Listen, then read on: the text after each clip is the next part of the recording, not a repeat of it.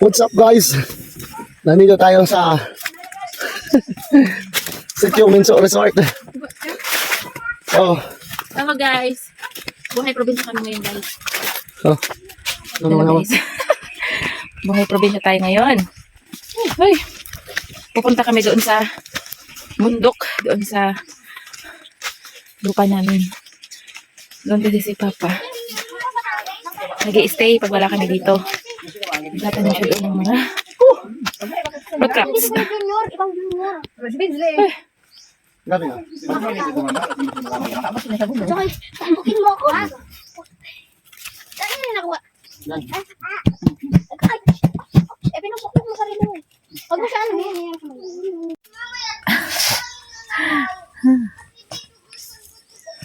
Alat. 1, 2, 3. 1, 2, 3. Okay. Let's go guys. Let's go guys. Pahinga lang tayo ng konti. Alin? Layo pa ng lalakaran namin guys. Oh my gosh. Dito kami dati guys. Naglalakad. Yung maliliit pa kami. Papunta doon sa bundok. Pagkukuha kami ng mga gulayin. Mga root crops. Like sweet potato. Kasaba. Naglalakad kami dito guys. Dito din kami kumukuha ng panggatong. Yung mga kahoy. Ang sakit. Nagdala kami ng tubig kasi walang tubig doon. Nalayo yung tubig ng pag-iigiban. Kaya yung mga bata hindi pa sanay dito ng tubig na galing sa bukal. Kaya nagdala kami ng tubig. Absolute. Ayun guys. Nakakapagod. Medyo tinanghali kami ngayon kasi doon sa natulog. Hinintay namin gumising. Kasi pag ginising po siya, iyak siya ng iyak. So hinintay namin na kusa siyang gumising. Saka kami dito umakyat. Ayan, yung mga anak ko andun na sa sa unahan. Yung iba andun pa sa lihan. So kami nasa gitna.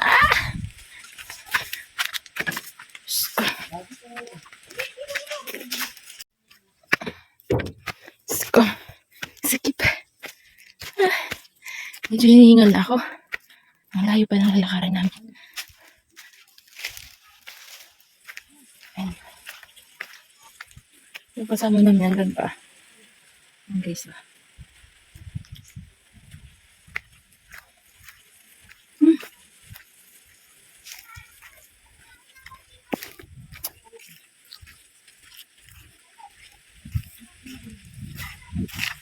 Ayan sila sa una.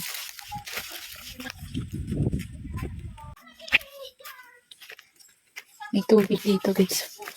Tubig. Pinapaliguan to ng mga kalabaw. Saan ako tatapak?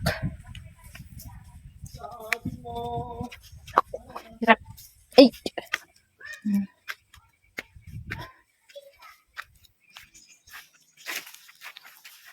Ay! Asan na si tita? Si tita. Yung panganay ko. Ano na kuya? Mami, gutom na ako. I'm thirsty. Thirsty. Asan yung water na dala-dala ni mami? Si tita na yun na. Mag-isa. Ay. Pahinga ng kante. Mami, thirsty na. Opo, meron. Andun yung tubig. Oras ata. Kami guys maglalakad. Ang init na. Buti na lang medyo may mga malalaking punong kahoy kaya medyo hindi gaanong mainit. Natatakpan yung mga punong kahoy. Ayan guys. May kalabaw. Ay, may kalabaw.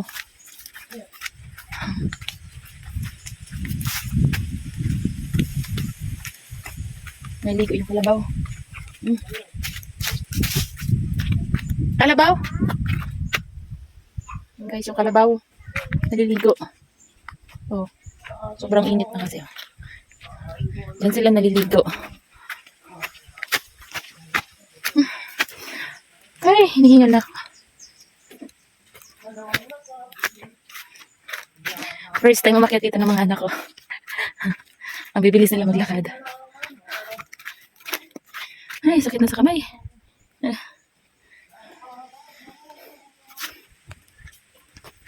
Ganito dito guys.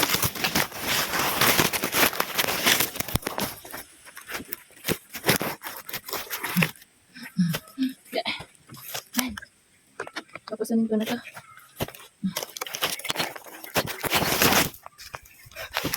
Ay! Sakit na kamay. Gagantuin ko na lang. 30 minutes na kami guys naglalakad. Asa na kayo? Dade? Hindi ko na sila makita guys. Asa na yun? Baka maligaw tayo dito ng daan.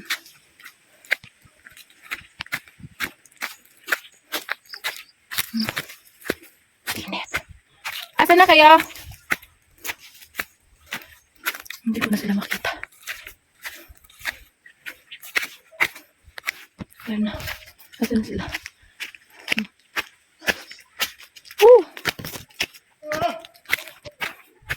Shine! Shine! Shine! Ang kasama namin. Andyan pa sa hulihan. Ay. Bigat naman ito. Ha? May dara ako. Ang dami. Utong ano. Ibag niya, kontek lang. Pinabit-bit ko kay Ano? Sanjo. Diyos ko. Sige, ngal ako. 30 minutes na kitang naglalakaw.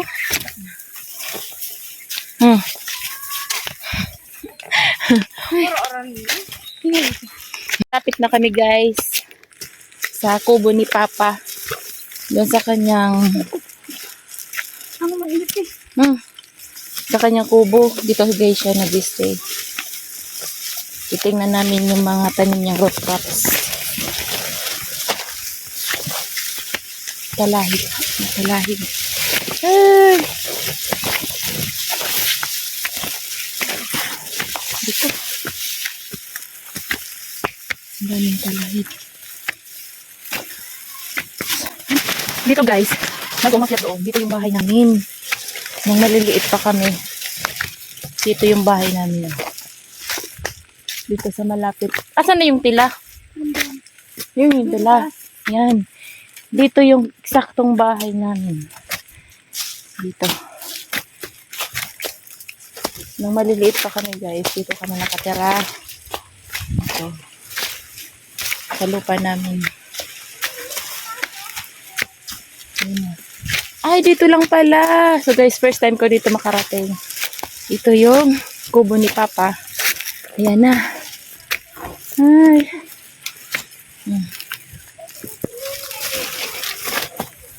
May solar pala si Papa. Ayan o. Yung ginagamit niya dito sa ilaw. Mami, tubig! Yes. Asan na yung dalawa? Asan na? Si Titan. Yun na yung tirahan ni Papa. Asan yung ano? Ang tira po sa dami. Nalagalag si Bitan, ta. Nainot ako. So, pagpakarin ko kang tali ni Yeriel. Patsakay! Uminagi si Boy sa baba.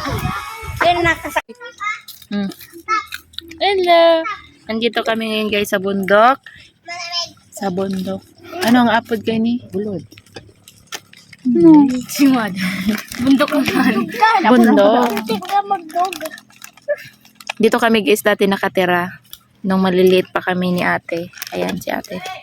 Ate. Hello. Yan Ano si. yan? Ano mo? Si Beyonce. Ang ano? Beyonce.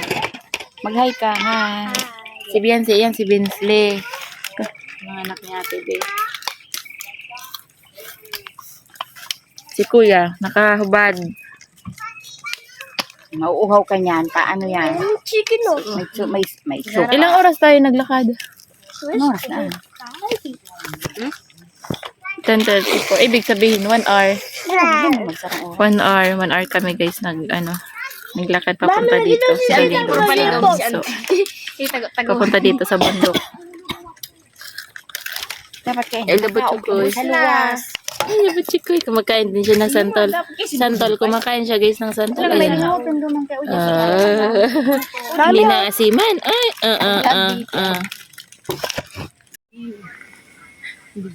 Hello guys, ito si ate. Sumunod kay ate ako. Sumunod kay ate. Si Gab. Wala si Gab. Wala dito si Gab. Balik na. Sunod kay Gab si Shine. And si Mark dyan, wala dito. Si Charmaine. Wala yung tatlo namin, kapatid. Kami lang dito. Asan si Boy?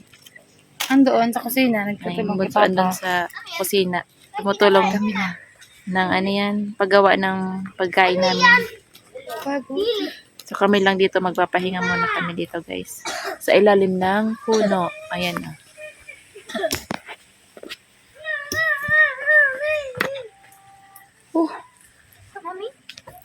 Hello! Uy, ano ba si Pai?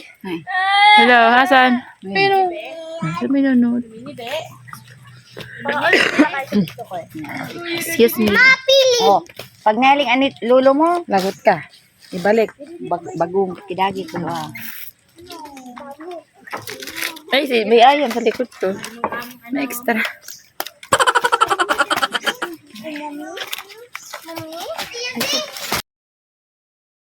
Siyempre, kami ay napagod sa paglalakad ay magpapahinga muna kami dito sa ilalim ng punong kahoy. At tingnan nyo naman yung bunso ko.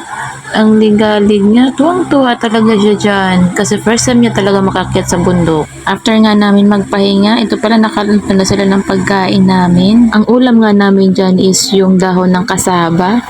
Yung ate ngayon nag-prepare ng dahon ng kasaba. Ang ginawa nga ng ate ko, yung tawag sa Bicol sa amin is ginumos niya sa asin, yung dahon ng kasaba. Noon kasi nung mga bata pa kami ay nagugulay naman talaga niyan. Pero nung pagluluto namin ay pinapakuluan muna sa tubig. Iba na yung pagkagawa ngayon ni ate. Sabi niya pwede naman pala ganun. At bago nga namin simulan yung pagkain namin, at syempre kailangan natin mag-pray at magpasalamat sa Panginoon. At tayo binigyan ng blessing at binigyan ng pagkakataon upang pagsaluhan ng kanyang mga biyaya. Abay, tuwang-tuwa talaga dito yung papa ko. Ang luto nga namin ng kasaba ay nilagyan ng gata at yung halo niya nga ay sardinas. At may kasama pang kuyog. Kuyog ang tawag doon sa amin. Ewan ko lang sa ibang lingwahe kung ano yung tawag doon. At may kasama pa palang pang dessert. Yung hinog na langka ang tawag sa Bicol.